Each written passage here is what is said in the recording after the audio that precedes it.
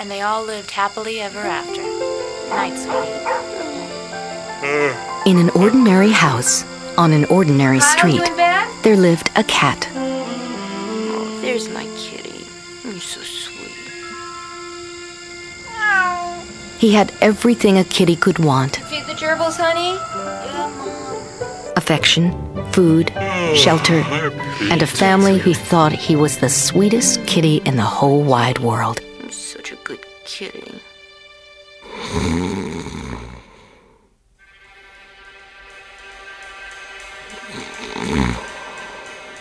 But this is only half the story. There is another side to this contented kitty, one his family knows nothing about. Like his ancestors, he has the heart of a hunter. Well-fed and showered with affection, wildness still courses through his veins.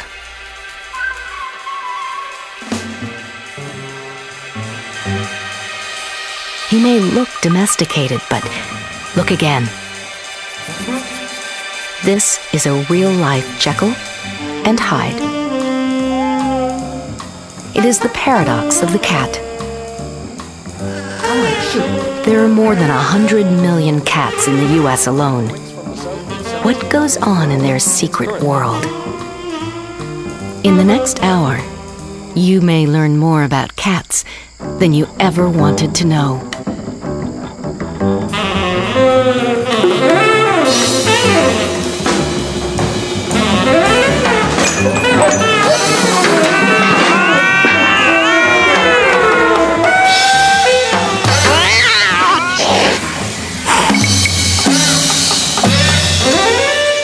It's 8 p.m. Do you know where your kitty is?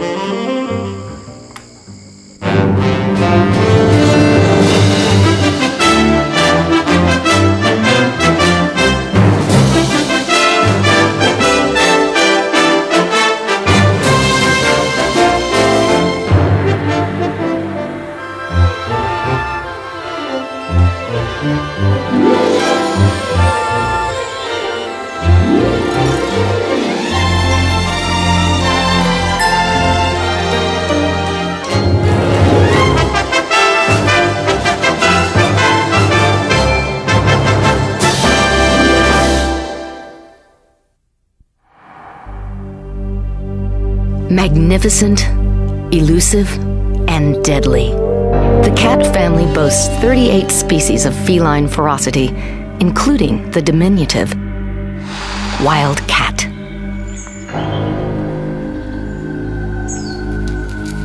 Since prehistoric times, these cats have wandered Africa and Europe. The presumed ancestor of our domestic cat, the wild cat might look like a tabby, but its canines and claws are as lethal as those of any tiger. In its eyes, there's a haunting familiarity. How did this ferocious feline jump the wild track and make its way to our milk bowls and our beds? Felis catus set out on the rocky road to domestication more than 3,000 years ago. In ancient Egypt, this hunter extraordinaire kept rodents from the granaries. In return, he was worshipped as a symbol of life. But history would not always treat our feline friends so kindly. Believed to be the devil's companion, more than a few were burned at the stake for keeping the wrong company. Luckily, the cat would soon fall into grace once again, for his hunting skills proved invaluable on the open seas. Cats kept the rat in check. Near the end of the road, perhaps the most steadfast alliance was forged between the farmer and his beloved barn cat. What you got there? You are a good cat. Ironically, the cat's very wildness was its ticket to domestication. There's extra milk for you tonight. Now, to complete the journey. 12, 13, 14, 15. Ready or not, here I come! What lay ahead was one of the most complex relationships nature has ever known. The remarkable bond between human and cat.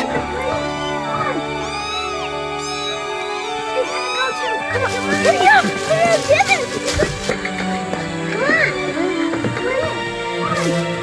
I'll find him! I'll find you! We were drawn to a creature we could never fully tame. Wow! Hey guys, look what I found! We would overlook their wildness and welcome them into our lives. Wow! How cute this guy is! When the dust of the eons finally settled, we found ourselves inexorably linked to the cat. This extraordinary creature had found a permanent place in our hearts and our homes. Mama! Mama! Mama! Mama! Mama! Look what I found! Can I keep him? Please? Please? At last, the cat managed to dethrone the dog as the most popular pet in the Western world.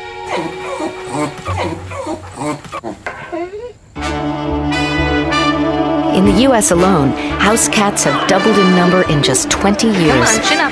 That's a good boy. Cat mania is sweeping the country. These are piddle pans for cats. The chaise lounges are a new add-on to our products that we're carrying. The Litter Maid electric self-cleaning litter box. We probably spend about $8,000 a year. $10,000, $20,000 or $30,000 a year just on one cat, yeah.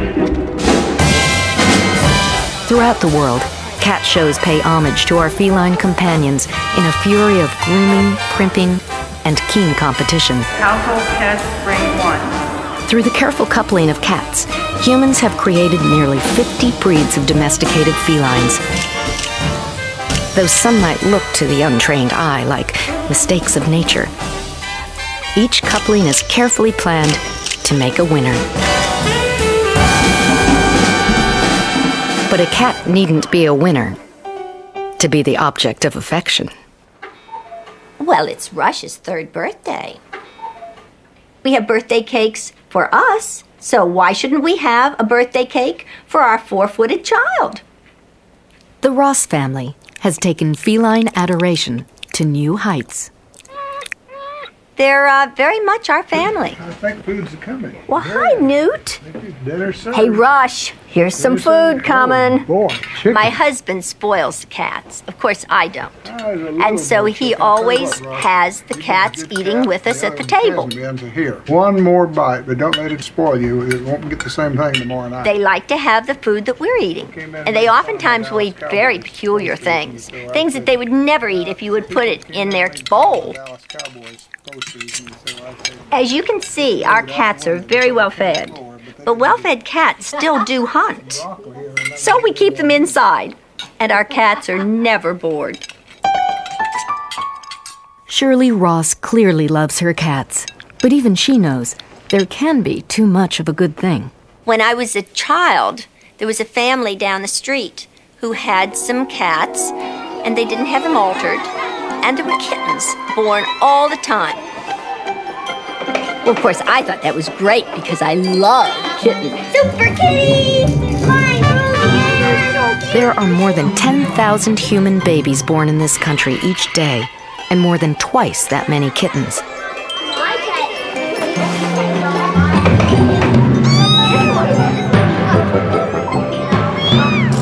Sheltered and well-fed, cat numbers can soar if reproduction goes unchecked. Cats are prolific. One female can have as many as 30 kittens a year. In just 7 years, she and her offspring could produce over 300,000 kittens. Suddenly, sometimes those kittens would disappear. And nobody seemed to be able to tell me where the kittens went.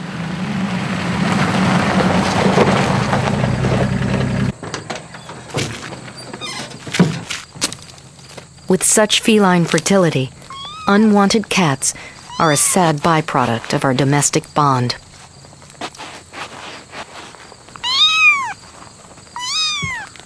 This scene may be an echo from the past, but the tragedy is still being played out today.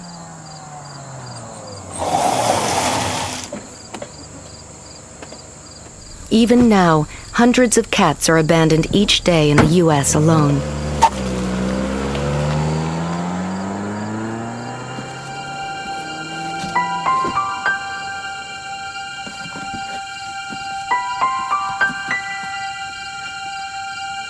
What's to become of a castaway?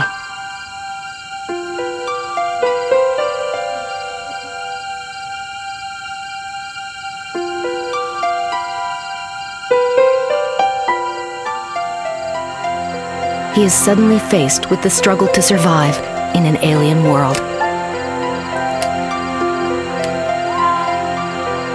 But the cat holds a wild card, a gift from his ancestors. He is one of the Earth's most adept hunters. Good news for the cat, but bad for the locals. There's one more predator on the prowl, and when push comes to shove, he's not a picky eater. Another key to the cat's success.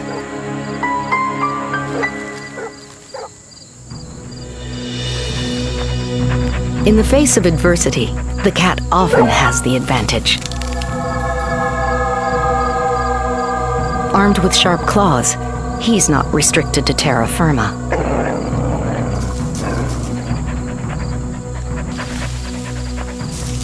The cat nearly always lands on his feet. This diminutive creature seems to defy the odds.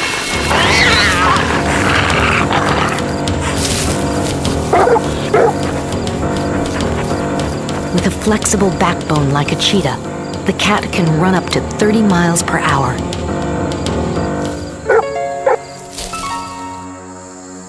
His agile body is engineered for the chase. But at times, the best strategy is to seek shelter and wait. For the tables will soon turn for Felis catus.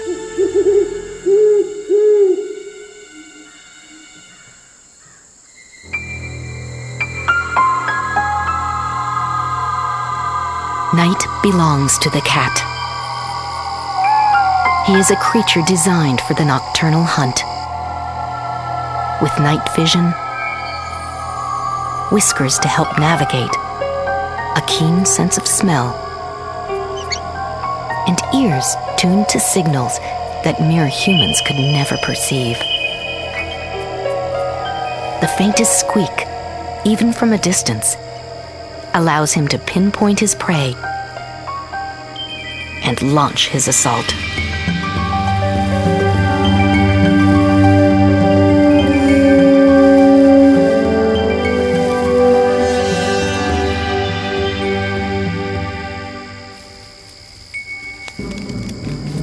Only the fortunate manage to escape this master predator.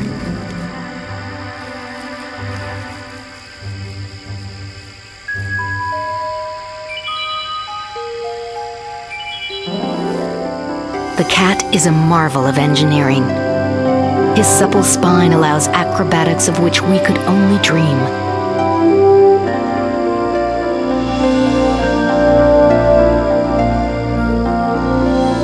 His uncanny sense of balance almost always ensures a safe landing.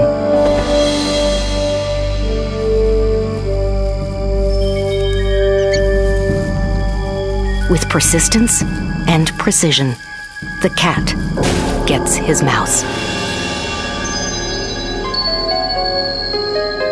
This is a creature designed to survive.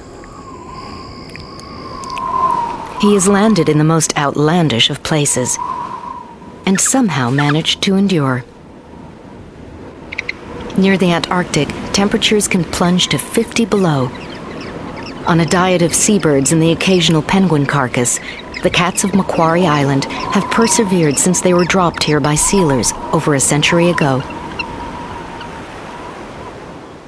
Half a world away, the volcanic Galapagos Islands offer little water or prey to its immigrant cats. Though lean, the population persists. Abandoned cats are struggling to survive throughout the world. Even in the U.S., where there are an estimated 50 million. Here in Miami, Florida, thousands of forsaken felines have landed in the middle of a raging controversy. Though the dumping of pets is prohibited in Dade County parks, it's not uncommon to find colonies of up to 75 abandoned cats. What are the consequences of so many predators? Don Cinquina of the Tropical Audubon Society is concerned about the wildlife. You know, parks like these are so important to migrating birds because when you think about it, these birds fly as far away as the Yucatan. They come across the Gulf of Mexico and they're tired, they're hungry, they land in a small confined place like this to replenish, and they're greeted by 50 to 100 cats. It's a recipe for disaster. Through no fault of their own, these felines have stirred a fiery debate. Kate Ruby is one of many volunteer feeders who have taken pity on these outcasts. She, too, knows there's no easy solution. A lot of people are really concerned about the impact that the homeless cats have on the small birds in the area. In an ideal world, we wouldn't have people dumping their pets, and the cats wouldn't be outside, and they wouldn't be impacting the wildlife. But in this cycle of human neglect, it's not just the wildlife that's in jeopardy. These cats are at the mercy of world-class hurricanes, aggression within the colony, and disease. It's really upsetting to me when someone dumps their pets here because this is absolutely no life for a cat. In the last 3.5 months, we've had 39 new cats dumped here. With so many new arrivals, the population is exploding. Spaying and neutering is critical, but most of the strays have become so wild, it's impossible to even approach them. Catching them is always a challenge. I would say close to the middle, wouldn't you? Members of the Cat Network provide the traps, the ingenuity, and the sardines. I really hope we catch that calico. Still, there's no guarantee which cats will venture into the traps, if any at all. Only tomorrow will tell.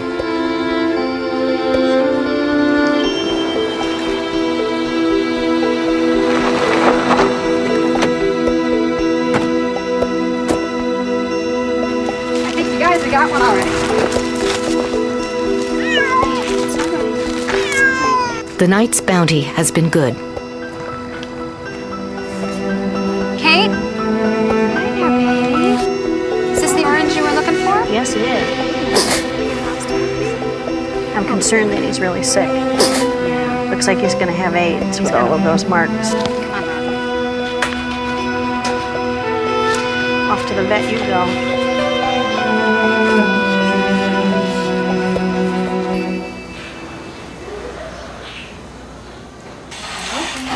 Dr. Ted Sanchez works with the Cat Network at a reduced rate caring for homeless cats. The rest of the funds come from volunteers like Cindy Hewitt, who contribute thousands of dollars each year. Okay. We're going to be taking a little blood test, and we're just going to try to rule out a couple of viral diseases that they commonly get. It's a male, and these guys tend to be a little bit more prevalent in the males than in the females because they tend to have more sexual contact. We're just going to take a little blood. Cats are vulnerable to 2 lethal viruses.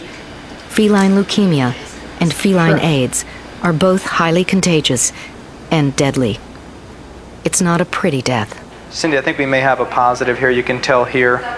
We'll see what the test comes out, but you see the gums, they're real red. He's got a pretty good gingivitis here, which is one of the common things we see with feline leukemia or FIV, plus the fact that he's a male. So we'll wait. He's got a couple of varieties of skin lesions as well, so he's not in the greatest shape. He's been eating well. He's not too thin, but this is a bad sign. It really makes me sad that the animals suffer. And anytime I have to put a cat down, it really bothers me. Sure. But if you leave him, then he's going to infect the others, Sure, it's the right thing to do, unfortunately. And he'll also have a really miserable death.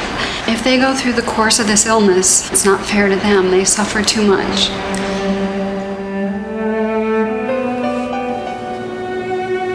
Cats that test negative for disease might be candidates for adoption, but first they must be spayed or neutered.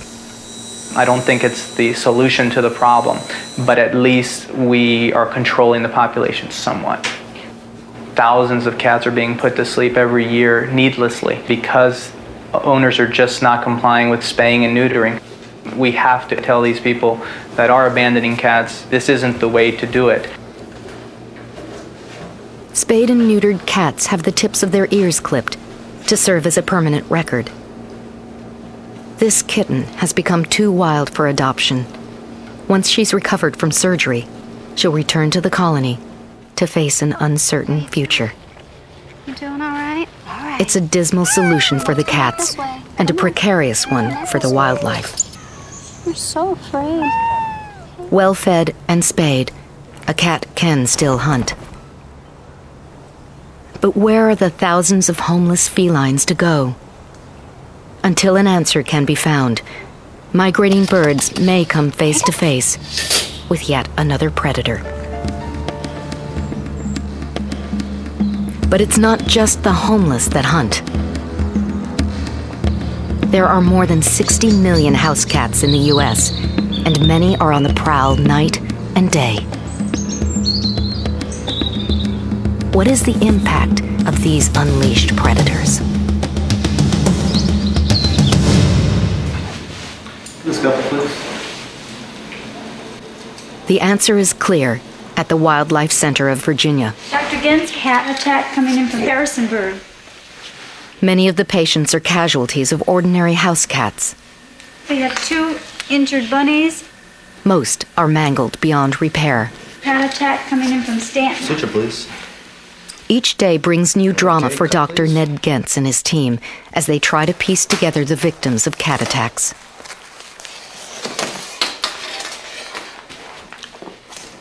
Well, I think this one's going to make it. Although probably half don't. Casualties pour into the Wildlife Center night and day. Pet owners are often shocked to find that their well-fed cats are killers. Though some have been declawed, the attack is often just as gruesome. This one was injured on its eye right here. And it was bleeding this morning really bad. And this one was injured on its leg there. Oh, you better put it back in. The hospital recovery room is filled with creatures that fell prey to the claw. Most require intensive care.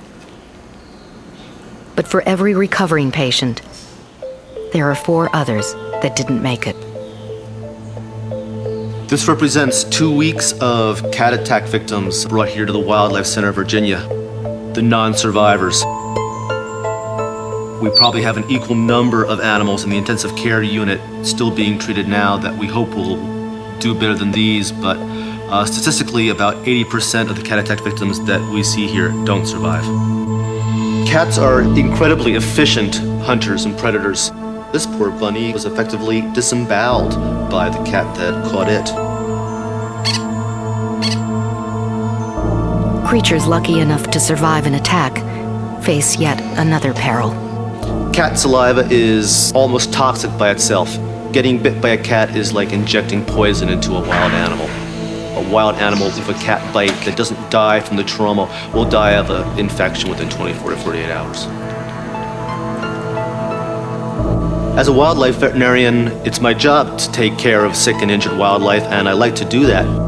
But this is a waste. These animals didn't have to die. If people would keep their pet cats indoors, these animals wouldn't end up in my wildlife hospital. What's a cat owner to do? Just 3 hours from the Wildlife Center of Virginia, on 25 acres of rolling woodland, lives a cat named Ting Tang 2. Ironically, he lives with a biologist whose specialty is birds. As a devoted cat owner, Ruth Beck has been grappling with a personal dilemma.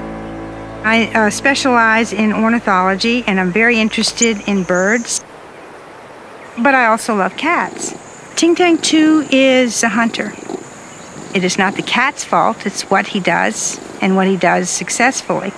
He has some basic equipment, just as every hunter would have. First of all, you can look at these nice teeth. And then we have an excellent set of switchblades, and they indeed can inflict quite a wound. Soup's on, come on. Ting Tang, too, is a well-fed cat, but breakfast never puts a damper on his favorite pastime. He's an avid bird watcher and hunter. Each morning, after a full can of food, Ting Tang is ready for his favorite sport. But he has to comply with the rules of the house. Most bird species feed early in the morning. So just by not letting him out until 10 or 11 o'clock and for just a few hours mid-afternoon when the birds are less active will certainly help to prevent the cat from capturing the birds. Ruth has found a compromise that gives the cat some freedom, but gives the birds some protection as well.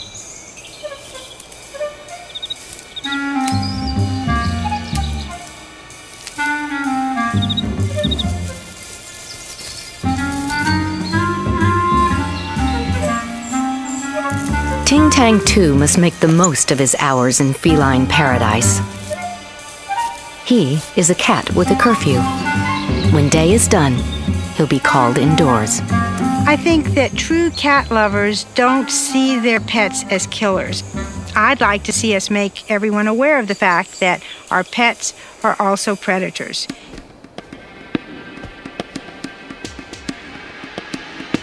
If we come to terms with the fact that our cats do hunt, the question then becomes, how much are they hunting? Look at this. That's just what the British Mammal Society set out to discover when they launched their survey called Look What the Cat Brought In. Just bits, a bit ghoulish, really. This is brilliant. Yeah, it's good, brilliant. Isn't it? Excellent. Some of them are a bit worrying. There's a swallow on here, which is just a bit concerning. The Society has found itself buried beneath a mountain of responses. For Michael Woods, processing the results has been daunting. Come on, I can't have you sitting on top of all my work. No. Well, I have a very ambivalent relationship with cats. I love the way that they move, and I think they're beautiful animals. But I just hate what they do to the wildlife. The Society invited the public to register their cats for a 5-month period, detailing every creature their kitty dragged home. The amazing thing is that we've had results from 750 cats, which is a huge amount, and much better than we'd expected.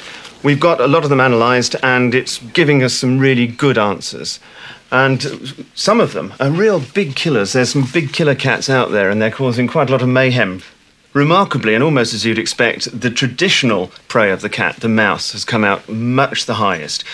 If you extrapolate up to the number of cats we have in Britain, which is around about 7 million, and that's just the tame ones, the wild ones are on top of that, then we're looking at something around 200,000 mice are killed every year by cats. And then we have voles, and then after that, shrews. The mice are interesting because a lot of people think we don't need mice, because they can be a pest and a problem, and particularly if they get into the house. But mice are very important, along with the other small mammals, as prey species for our natural predators.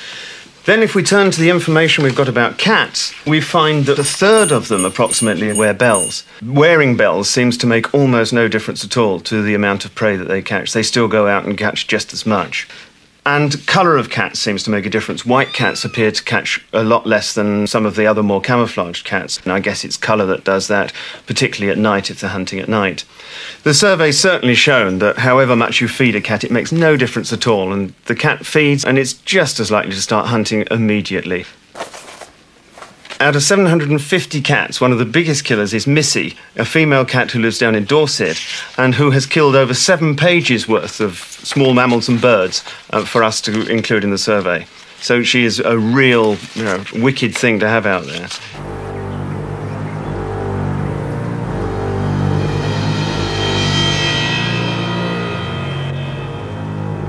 Knowing her record, I thought it would be interesting to enter her. And I was really surprised myself when I started to fill in the form and found out how many things she did bring in.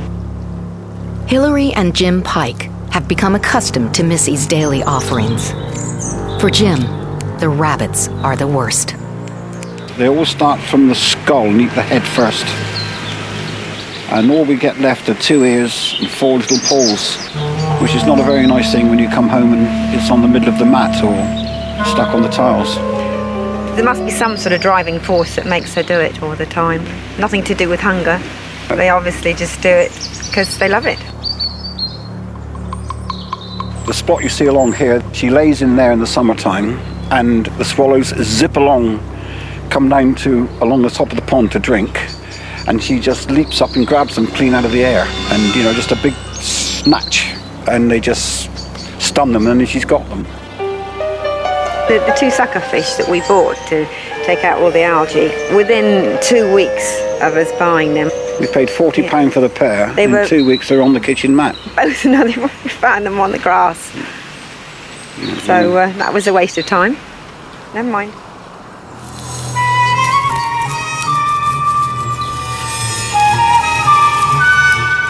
Well, I've been collecting what Missy's brought in for the last 2 weeks, approximately. So, would you like me to show you just a few of the items? Or bodies, I should say. There's a little bird, I'm afraid. Just looks as if he's asleep, but unfortunately, there's one gone. And then this is one of the many mice we have around here. This is what Missy's brought in less than 2 weeks. So she's quite a hunter. She's really surprised us on the amount of carnage. It's really shocked me when we started counting them up. In the last 2 weeks, she's brought in maybe 30, 36 items, plus maybe another dozen or so that we've let go. And I think that's a little bit too much, really.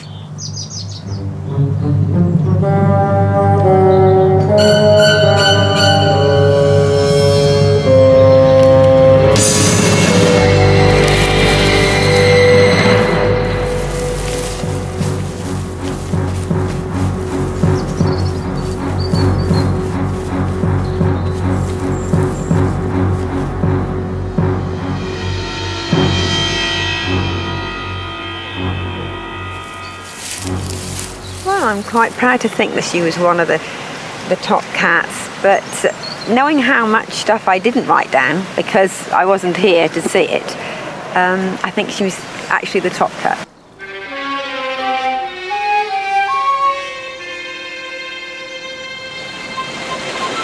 For many a cat, such extraordinary hunting prowess at one time translated into a ticket to travel the world. They kept stowaway rats at bay and provided welcome company on the open sea. But not all the cats that left port made the long journey home. Some jumped ship and soon had a foothold in a new frontier. New Zealand is a unique place.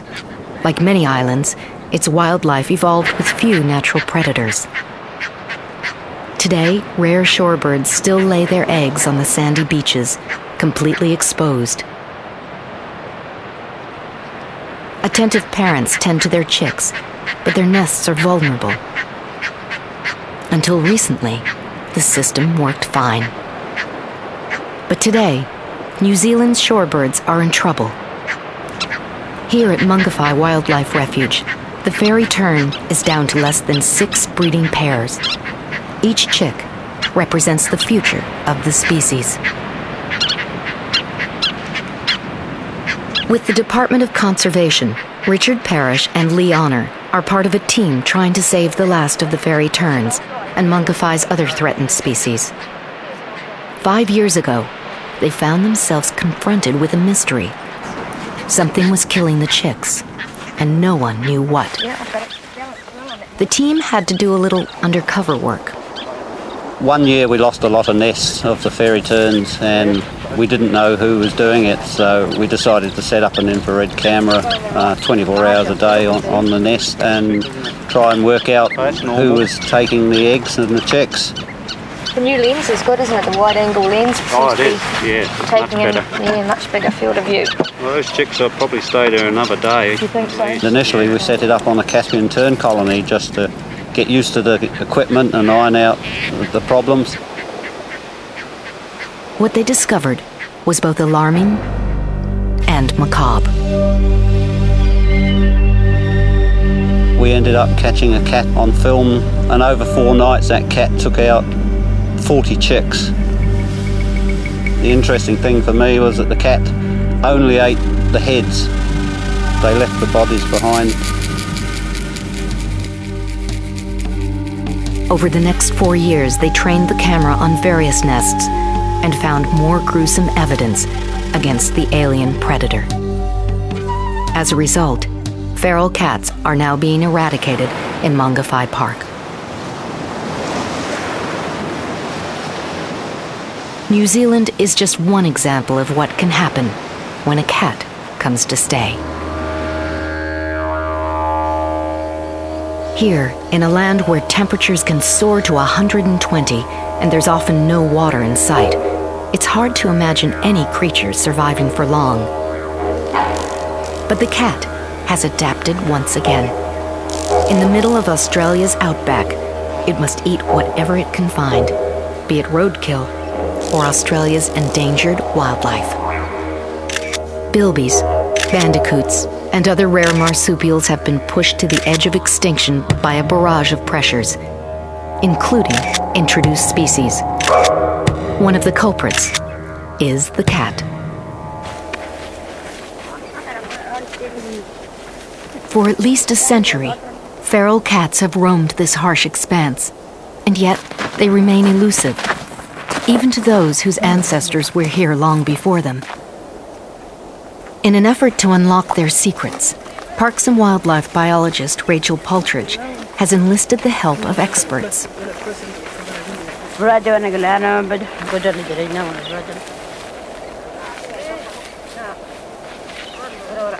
Searching for a cat in the outback is like looking for a needle in a haystack.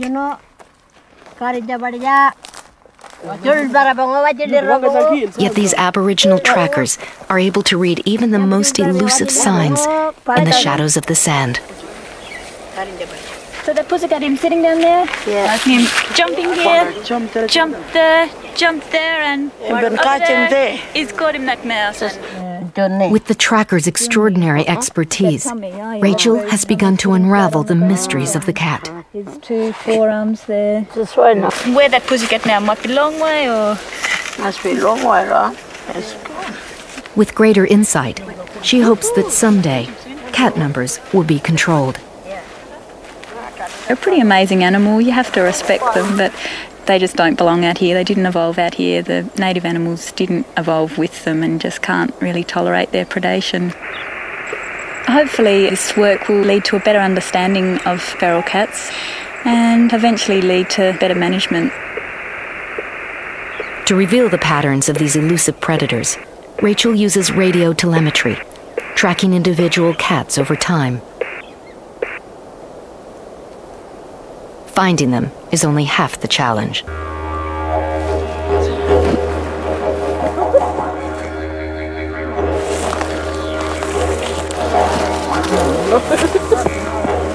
Feral cats are as ferocious as any wild animal. Before handling one, Rachel must first anesthetize it. Cat bites are not only dangerous to prey, they can infect humans as well. We caught this cat about 4 months ago using the Aboriginal trackers to catch it and radio collared it, and we've been following its movement patterns in those last 4 months. This cat normally only roams over about 2 or 3 kilometres a day, and he has a fairly tight home range that he lives in. 4 kilograms. He's lost about 300 grams in the last 4 months. I don't know if it's maybe times are getting a bit tough, there might be a bit less food around. I just wanted to check that his collar was still okay, not rubbing on his neck, and just check his general condition. But he's fine, so we'll just let him go here and continue tracking him. Any cats that are not part of Rachel's study might find another fate awaits them. It is a twist of irony. The cat has helped push much of the Aborigines' traditional prey to near extinction. In doing so, it now fills an important niche itself.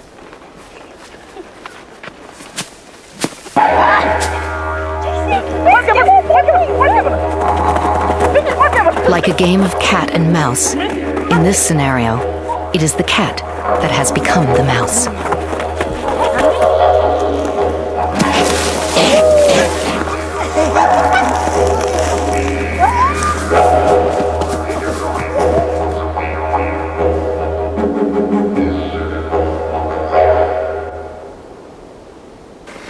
Gonna cook this one up for supper tonight? Wow, we gotta cook meat. Yeah, good meat. These people have been eating cats all their lives, and it's quite an important part of their diet. So they'll probably cook it up on the fire tonight. Good bush meat. Yeah. Now that the bilbies, bandicoots, and other medium-sized mammals have all but disappeared, the cat has taken a place in the food chain.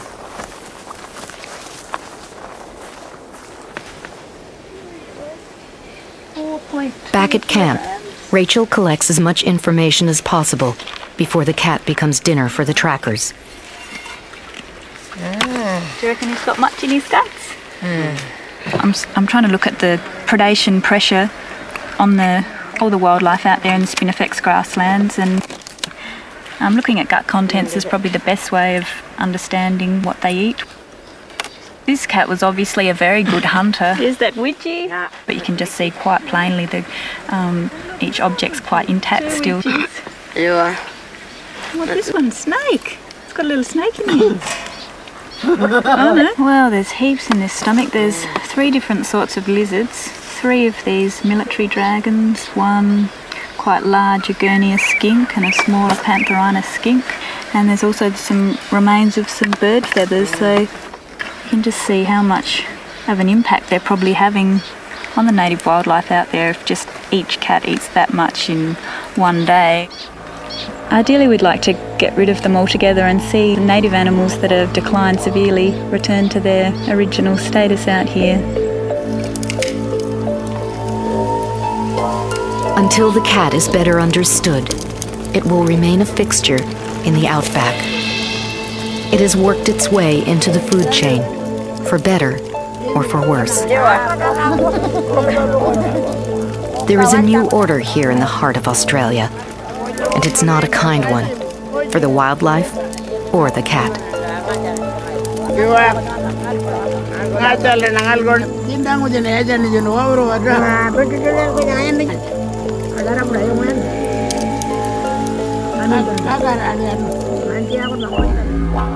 The cat wars are raging throughout Australia. Halfway across the continent, there's a new chapter unfolding.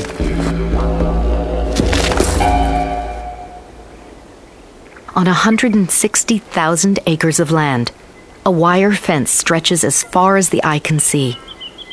Why would anyone put up a 150-mile fence in the middle of the Australian outback? The world has lost 40 species of mammal over the last 200 years. 23 of those were Australian. At present, about 1 a year we're losing, and that's just not acceptable. John Walmsley is a self-made millionaire and rabid conservationist. Considered controversial by many, his passion for native wildlife has fueled his ire against the cat. Well, let's talk about cats. This is a feral cat, and they came to Australia about 500 years ago, probably with the early shipwrecks off the Western Australian coast, but they couldn't cross Australia until the rabbit came. The rabbit came late 1800s, and that allowed the cat to cross Australia, and that's when the devastation started. I love Australia, and I love the Australian wildlife. I've taken on the job of saving them, and I am going to save them. It's as simple as that. For over a decade, Walmsley has bred endangered species in captivity to ensure that Australia's unique creatures don't slip away. We're an island, we had no serious predators, and all these incredible creatures evolved like they're marsupials, most of them, and they evolved to do wonderful things. We've got banded anteaters with fluffy tails. We've got kangaroos that burrow in the ground like rabbits, and we're losing them. We've got the bilby that looks just like a cartoon character. The world would love to see our animals, but they can't because they're all going. Walmsley's dream to create a safe haven for native creatures is getting closer all the time. But fencing in habitat is only half the battle. Before endangered wildlife can be released, the enclosure will have to be free of introduced species. This fence is all about cats and rabbits. It puts a pretty big boot in it. It's a massive charge, and it's like getting hit in the middle of the back with a sledgehammer. When a cat touches that fence once, it doesn't come back.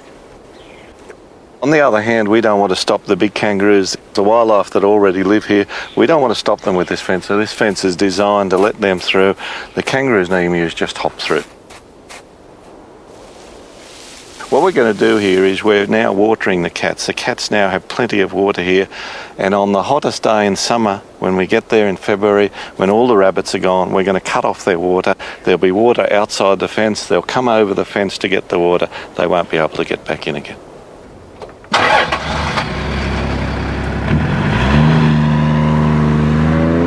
For the cats and rabbits that don't take the bait, Walmsley called in an expert.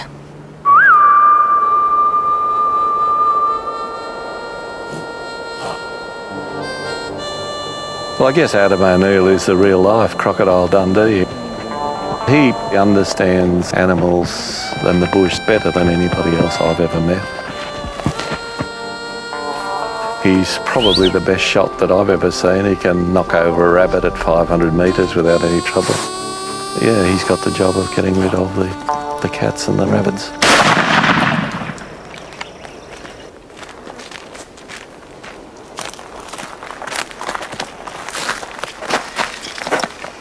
Well, I love the cat, along with every other animal on this planet. They're not exactly calculating and malicious with intent. They're just out there acting on their instincts to survive. It's just unfortunate the way things have panned out, I suppose. But they've obviously got to go from this environment. Once again, the cat has been caught in the crossfire. If you walk down the street with this cat hat on, then you are noticed, I can guarantee you that. Some people might try and ignore you, and they'll have different things to say to you, but you'll be noticed by everyone. Here at Cats Incorporated, we say no dead cats for hats. Right, Nippy? Not everyone approves of Walmsley's approach. Mum, tea time. Kitty, kitty, kitty, kitties. At the other end of the spectrum is Christine Pearson, the president of Cats Incorporated. She is dedicated to the care of strays and the control of cat numbers through sterilization. Killing cats or trying to get rid of the cats is achieving nothing. Come on, kitty, kitty, kitty, kitty, kitties. Christine Pearson has her own theories about the cat crisis. If you leave the birds and the animals alone, they have a natural balance between them.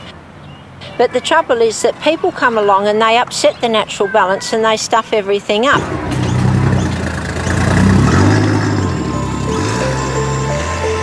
And so the cat wars continue to rage.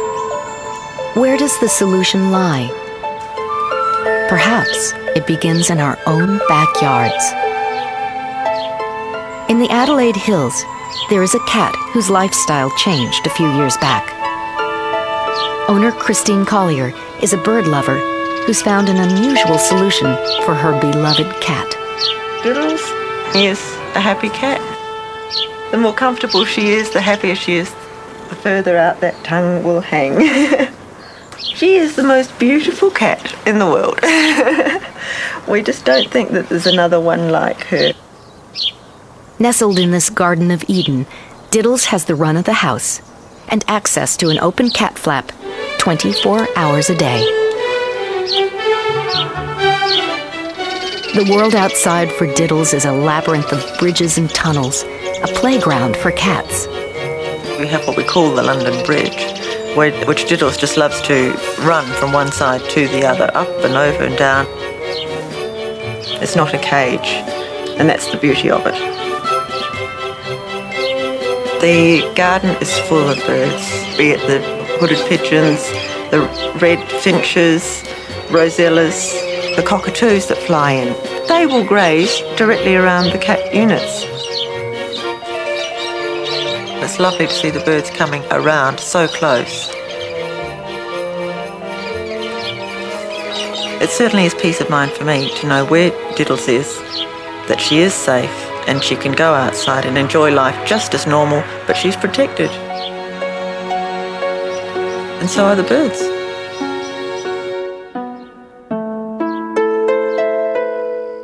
Back in Virginia, another cat is yielding to domestication. Ting-tang! Time to come in. Ting Tang 2's moment in the sun has come to an end. You know the rules. Come on in now. It's curfew time. Good boy. Oh, yes, it's time to come on in. Until tomorrow, there will be one less cat on the prowl.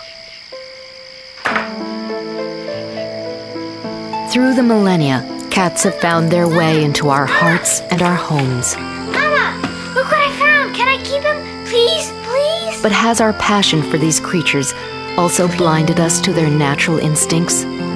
Has domestication gone awry? With cat numbers on the rise, Felis catus is getting away with murder. Well-fed and sheltered, these predators are gaining a competitive edge against which few creatures can contend.